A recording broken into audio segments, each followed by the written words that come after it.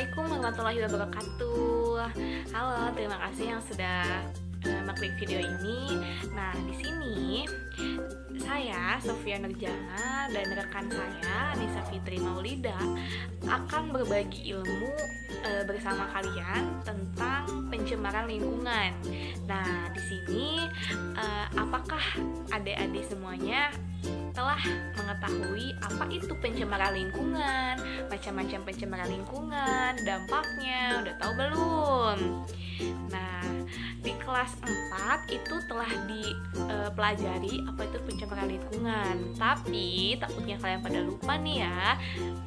Kami akan menjelaskan lagi pencemaran lingkungan itu.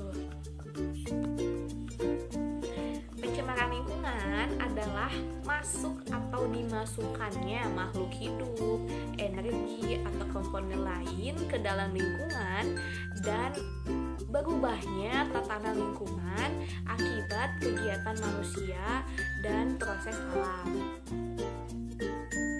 Faktor pencemaran lingkungan, ada faktor penyebabnya nih pencemaran lingkungan itu terjadi. Yang pertama adalah limbah rumah tangga. Yang kedua adalah penggunaan kendaraan bermotor. Yang ketiga, produksi pertambangan. Yang keempat, produksi industri. Yang kelima, penggunaan zat radioaktif sebagai indikator kepentingan rumah sakit untuk bidang radiografi. Selanjutnya ada limbah hasil produksi pertanian, penggunaan pestisida, dan lain-lain. Nah, ada macam-macamnya nih teman-teman. Ada macam-macam pencemaran lingkungan. Ada yang tahu nggak ada berapa macam pencemaran lingkungan? Ada 4 macam. Yang pertama adalah pencemaran air. Yang kedua, pencemaran udara. Yang ketiga, pencemaran tanah. Dan yang keempat, ada pencemaran suara. Nah, sudah tahu belum contoh-contohnya dari keempat pencemaran itu? Simak baik-baik ya. Yang pertama adalah pencemaran udara nih. Apa penyebabnya pencemaran udara? Disebabkan oleh apa ya? Nah, disebabkan oleh oksida karbon atau karbon monoksida atau CO yang kita kenal dan CO2. Yang kedua, oksida belerang atau yang kita kenal SO dan SO3, oksigen nitrogen, komponen organik, volatil, metan, benzin atau C6H6, klorofluorokarbon atau CFC, dan kelompok bromin. Yang keempat, ada suspensi partikel debu tanah, dioksin, logam, asam sulfat, dan lain-lain. Yang keenam, ada substansi radioaktif, radon, iodin, strontium, polonium, dan lain-lain. Nah, ada dampaknya juga nih, dampak dari pencemaran udara itu. Yang pertama, ada hujan asam. Nah, teman-teman di sini sudah dipelajari ya hujan asam di kelas 5. Nah, apa sih hujan asam? Saya akan jelasin lagi ya. Hujan asam adalah segala macam hujan dengan pH di bawah 5,6. Hujan secara alami bersifat asam, tapi bukan berarti rasanya asam ya. pH-nya sedikit di bawah 6 karena karbon dioksida atau CO2 di udara larut dengan air hujan memiliki bentuk sebagai asam lemah. Yang kedua adalah dampaknya perubahan cuaca yang ekstrim.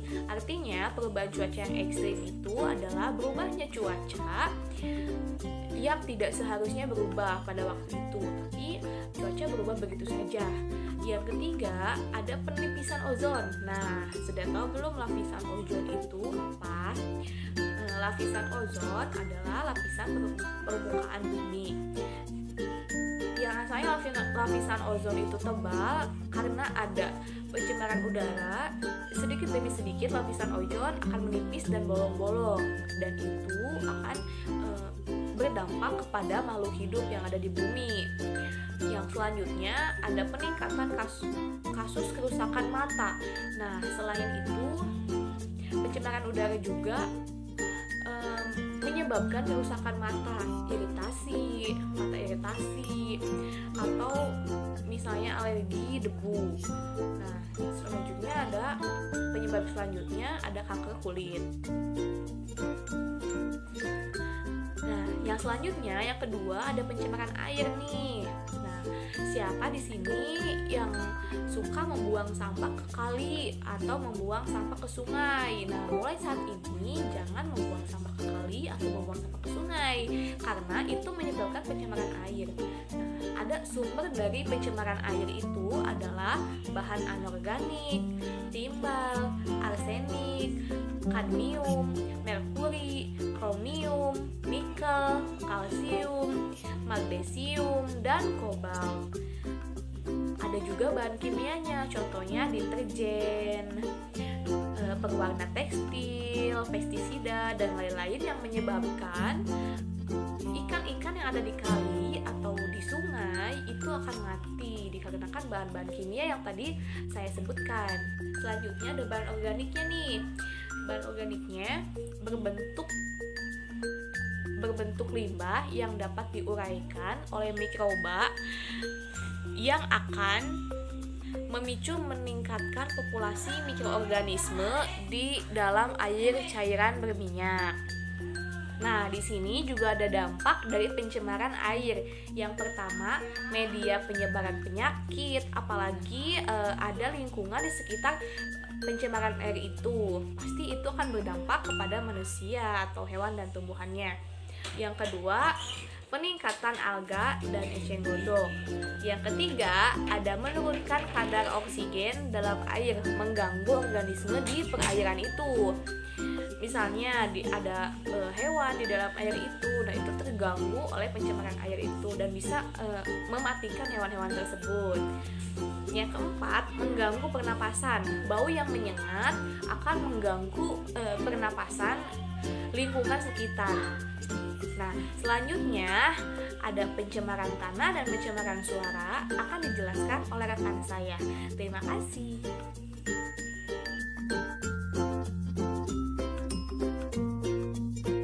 Baik, selanjutnya akan saya jelaskan mengenai pencemaran tanah. Nah, dalam pencemaran tanah itu sumbernya banyak sekali. Ada bahan logam, ada mangan, ada besi, aluminium, timbal, merkuri, seng, arsenik, dan bahan-bahan lainnya. Nah, dari bahan-bahan kimia ini juga ada dari bahan kimia yang organik yang bisa menyebabkan pencemaran tanah. Yang pertama itu ada pestisida. Pestisida itu juga banyak jenisnya seperti insektisida, herbisida, dan fungisida. Nah, itu tuh masuk ke dalam pestisida yang bisa mencemarkan tanah. Selanjutnya ada deterjen dan sabun. Lalu bahan pupuk anorganik, urea, TSP, amonium, sulfat, dan KCl. Yang terakhir adalah zat radioaktif. Pencemaran tanah itu menyebabkan banyak dampak. Salah satunya di bidang pertanian. Nah, di bidang pertanian seperti peningkatan salinitas tanah dan penurunan kesuburan tanah. Lalu bencana alam seperti tanah longsor dan erosi. Lalu ada juga penyumbatan saluran air. Itu semua disebabkan oleh pencemaran tanah. Nah, selanjutnya ada pencemaran tanah dan sumbernya. Bahan pencemaran tanah dan sumbernya. Pencemaran tanah dan sumbernya itu yang pertama bahan logam, mangan, besi, aluminium, timbal, merkuri, seng, arsenik, dan lain-lain. Sedangkan bahan kimianya ada pestisida, insektisida, herbisida, fungisida, deterjen, dan sabun. Bahan pupuk organiknya ada yang disebut dengan pencemaran suara dan sumbernya. Tentu ini juga sangat sering kita dengar ya. Sudah tidak asing lagi mengenai pencemaran suara dan sumber-sumbernya.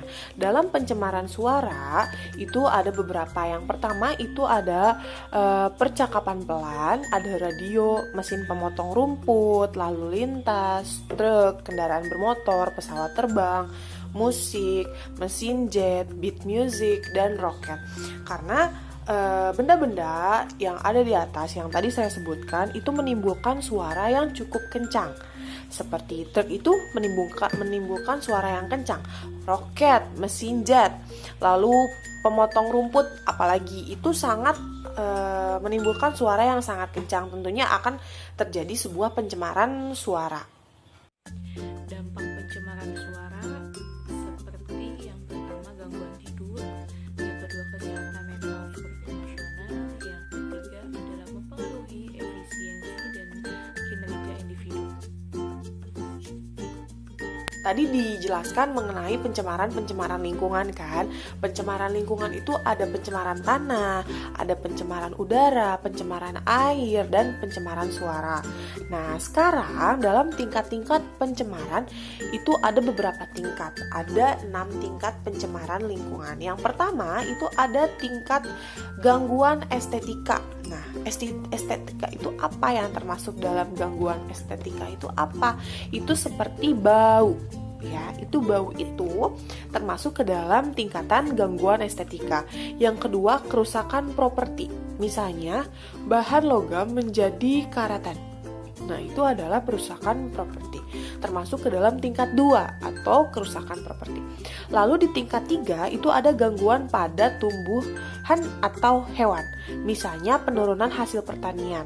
Lalu ada tingkat 4 yaitu gangguan pada kesehatan manusia, misalnya akan menimbulkan beberapa penyakit atau di bidang apa itu? Selanjutnya ada cara menanggulangi pencemaran lingkungan. Yang pertama itu mengatur sistem pembuangan limbah industri. Nah, sudah seharusnya bahwa setiap industri atau pabrik itu memiliki pembuangan yang sudah tertata dengan rapi. Jadi sebaiknya semua industri atau pabrik itu memiliki pembuangan yang sudah dikonsepkan agar tidak menjadi atau memberikan pencemaran lingkungan terhadap penduduk sekitar. Yang kedua, penempatan kawasan industri itu harus terpisah dan berjauhan dari kawasan pemukiman penduduk. Nah, kenapa kawasan industri itu harus terpisah dari kawasan pemukiman penduduk? Yang pertama, asap pabrik itu bisa menyebabkan pencemaran udara. Lalu, pembuangan limbah industri itu juga akan menyebabkan pencemaran terhadap air. Yang selanjutnya ada pengawasan akan penggunaan bahan kimia, misalnya pestisida dan insektisida. Nah, tentunya di dalam dunia pertanian itu banyak sekali penggunaan zat-zat kimia seperti pestisida. Pestisida pun banyak jenisnya lagi. Nah, tentunya tidak semua zat kimia itu baik untuk proses pertumbuhan baik sayuran maupun buah-buahan. Banyak zat kimia yang menyebabkan kerusakan pada tanah, contohnya pestisida dan insektisida. Lalu yang selanjutnya adalah melakukan penghijauan. Nah, penghijauan itu dengan cara reboisasi. Reboisasi itu merupakan sebuah kegiatan untuk menanam kembali pohon-pohon yang sudah gundul. Nah, jadi dengan adanya penghijauan ini atau reboisasi ini itu akan mencegah banyak hal. Yang pertama longsor, bisa menahan banjir, banyak sekali yang dapat dilakukan dengan cara reboisasi. Selanjutnya ada pemberian sanksi secara tegas kepada pelaku pencemaran lingkungan. Nah, dengan dilakukannya sanksi secara tegas kepada pelaku pencemaran lingkungan, tentunya akan menimbulkan efek jera. Baik itu secara denda, moral, ataupun apapun, sebaiknya itu dilakukan dengan cara tegas dan membuat Nah, sebaiknya diberikan sanksi yang menimbulkan efek jera sehingga nantinya individu-individu tidak akan melakukan kesalahan atau kegiatan tingkah laku yang menyebabkan pencemaran lingkungan seperti membuang sampah sembarangan, membuang puntung rokok sembarangan. Banyak sekali ya sekarang yang membuang puntung rokok sembarangan ataupun membuang sampah ke sungai.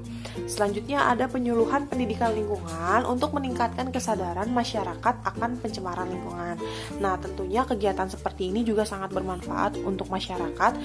Pertama-tama, dengan adanya penyuluhan pendidikan, mereka bisa diedukasi melalui sebuah seminar mengenai kesadaran masyarakat akan pencemaran lingkungan, bahayanya pencemaran lingkungan, lalu akibat, dampak, sumber yang seperti itu. Nah, jadi nantinya mereka akan mengetahui kira-kira apa yang mereka lakukan itu benar atau salah. Seperti itu. Terima kasih yang sudah menonton video ini. Semoga ilmu yang kami berikan bermanfaat bagi semua